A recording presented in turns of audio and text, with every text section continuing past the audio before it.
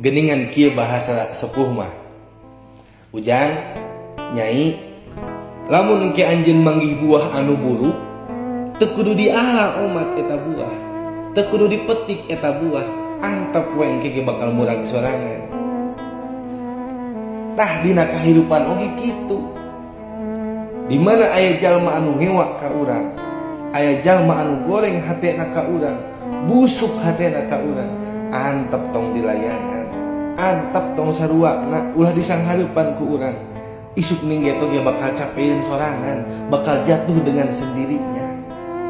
Maka fokus bikin urang dina kahirupan, sing lempeng ibadah, sing husuk ibadah, teangan ilmu anu manfaat, amalkeun ilmu nu aya, urusan batur ngewak jeung goreng ka urang mah sanggakeun ka Allah tong jadi pikiran urang.